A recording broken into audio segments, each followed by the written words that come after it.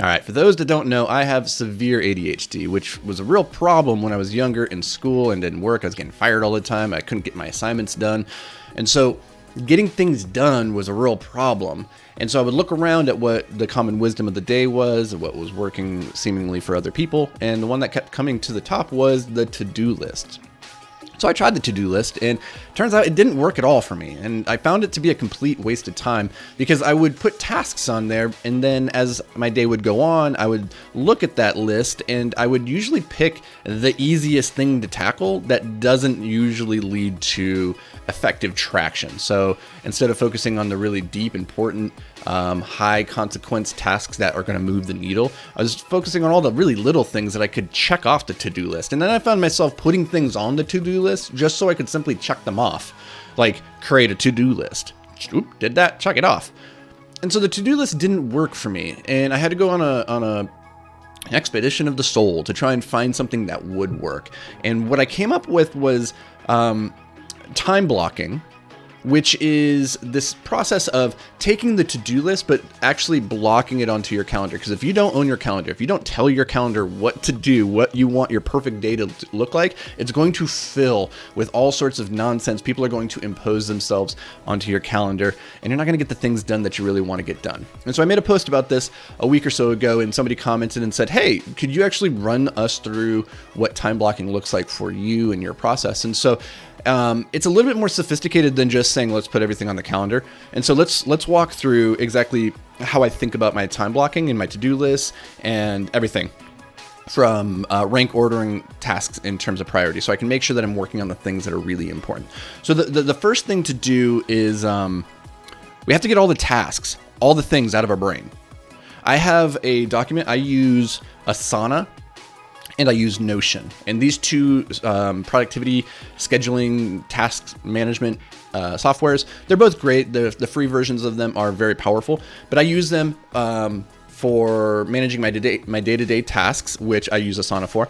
And then Notion I use as my second brain. And I literally call it my second brain. And every time I have a thought or I have a thing that I'm like, I should do that, I take it out of my brain immediately and I put it into Notion. Even if I have no intention of ever actually doing anything with that thought, because 90% of the thoughts I have are complete garbage, I put it in there.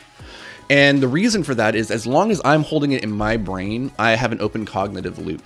And as long as I have the open cognitive loop, I can never put my full attention and decision-making prowess towards the tasks at hand. I'm constantly having to hold in the back of my mind, oh yeah, that thing, until eventually I just forget about it and it goes away, in which case I wasted mental energy in the short term and in the long term because I lost that idea. So I get the ideas out of my head as quickly as possible and into a document called the second brain, which is just a master list of infinite potentiality. There's a ton of stuff in there. And again, most of it is garbage. So from there, I take those ideas once a week or once a month or whatever your cadence wants to be, and I put it into a spreadsheet. And I now have to take those and I have to rank order them. And what I'm doing here is I'm rank ordering on a system that Tom Bilyeu talks about, which is ICE. And I've been using this for a long time. I find it really impactful. It's really simple.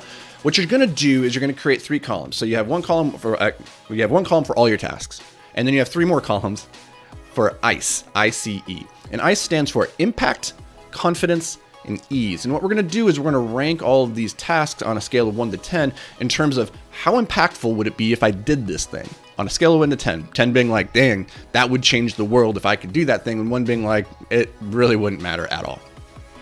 So impact is number 1. Number 2 is confidence.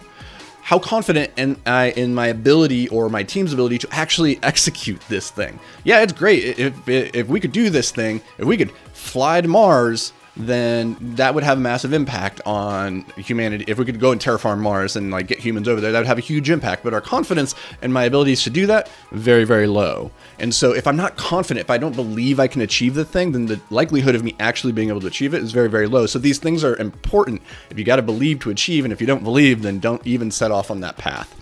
And then last is the E, which is ease. How easy would it be to do this thing?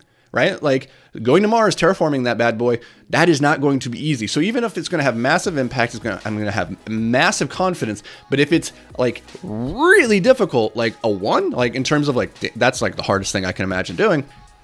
well, then maybe that's not the thing that you should be putting your time and energy towards. If you have another task that is maybe an 8 in importance, an 8 in confidence, and a 7 in ease, that's maybe the task that you should focus on first, because we want to make sure that we're getting traction and momentum and actually getting things done and not just running up against an albatross.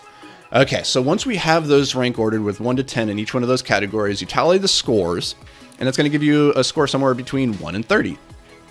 Now you're going to take these tasks, and what I do is if it's between, say, a 25 and a 30, I consider that high priority, and I give that a high priority tag in Asana where you can lay out all these columns. And so I tag all of those activities, those tasks, as critical. Next, if it's like between 25 and 17, and honestly, guys, your numbers can vary. Like, don't get caught up in the details. It's about the macro process, not the specifics, okay? So let's say 17 to 25.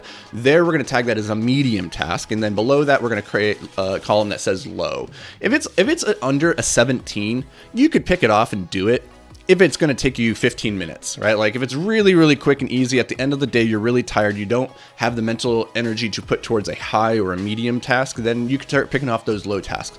But the process of laying them out there and rank ordering these things by priority, is very, very important then, as you're going to plot out your day via time blocking. Now, as we go to the calendar, what I do is every night, before I go to bed, and I have this time blocked on my calendar every night at 7:30. I don't go to bed at 7:30, but that's when I shut down for the night and start going into my wind down operations or protocol, because I'm a robot. So every night, the night before, I'm plotting out the next day's activities. And I like this because at the end of the day, I'm tired, I'm mentally fatigued, but I'm not too mentally fatigued to lay out what the next day should look like. And this is important because if you do this in the moment, when you're just going about your day, and you're like, oh, I should figure out what I should do next. Well, you're wasting mental energy and time in the interim as you're trying to look through the list and figure out what you should do next. Whereas when you have the list already completed and you know what you're supposed to be doing at certain times of the day, then you can just immediately pivot and move into that thing. And so what I do is say, I have a morning routine that I do from 6 till 8, and so that's always time blocked. And then from 8 till 10:30, I time block my 3 to free, which are the 3 tasks that if I was to accomplish today, and I do nothing else for the rest of the day, and I just get those 3 things done, I could look back on the day and say it was a win. So those are my 3 to free. I've done content on this before, so if you're interested in that, just DM me and I'll hook you up with some links, or I'll put some links down in the captions below so that you can find those. If you're interested, the 3 to free concept is super powerful. But what it does is that by 10 a.m., I've done a lot of stuff and I can pretty much check out for the day, and because I've moved those 3 most important things. And so in the 3 to free, I specifically, the night before, I lay out what would those 3 massively important tasks, and those all need to be coming from the critical or high importance column on your to-do list. And what I like Asana for is that you can click and drag these little Kaizen boxes for each one of these, and then underneath you can embed it with a lot of comments and subtasks. And so it's really easy just to scoot them over onto the day's to-do list. So we're simultaneously putting our tasks on a daily to-do list, but then also on the calendar. And I find that really impactful. And so what I'm doing is I'm just going in 15 to 30 minute increments as I'm blocking out my day. And I'm saying from 10 till 10:30, I'm doing emails. From 10:30 to 11, I'm in transit from my home office to the Invictus headquarters. And during that time, I might schedule a phone call, or I might schedule some learning time with a podcast or an audiobook. And then at 12 till 1, I'm going to be working on XYZ, whatever. Now, here's a pro tip is don't overestimate how much you can get done in a day. We all tend to do this. You're going to find that you can only realistically get so many quality tasks done in a day. So don't spread it too much, but put a good mix of critical and moderate important tasks in there as you kind of ebb and flow. It's hard to put like all critical tasks back to back to back to back, because those tend to be things that are really important and really hard, and you only have so much mental bandwidth in a day. So what I would say is try and get as many high critical things done as possible, but recognize that It's impractical. Like, you need to mix in some moderate and even some low tasks in there. But by taking control of the schedule and plotting it out the day before, it makes it that much more likely that you're going to move the needles on the tasks that really, really matter, rather than when somebody comes up to you, if you haven't done time blocking, that you might look at your calendar. If they ask you, hey, can I borrow you for 30 minutes to work on this task? You might look at your calendar, and if you only have meetings scheduled, or like really big pillar activities scheduled, you might look and be like, oh yeah, I have 30 minutes to go right now. There's nothing on my calendar. But your whole to-do list of really important things that you could have been doing now gets pushed aside, and at the end of the day, you look back and you're like, oh, somebody else took my calendar from me. I didn't get the things done I wanted to do. So that's time blocking in a really grand nutshell. We're going to start by getting a second brain created, all our to-do lists, all the activities, everything out of our brain into a document. And from there, we're going to rank order it based off of ICE, which is impact, confidence, ease. Once we've ranked ordered them by critical, moderate, and low, then we're going to put that into a task management software like Asana. And then every night, we're just going to pluck tasks from those columns, and we're going to create the perfect day for the next day. And you wake up, you execute, and it's freaking awesome. So that's time blocking in a really big nutshell.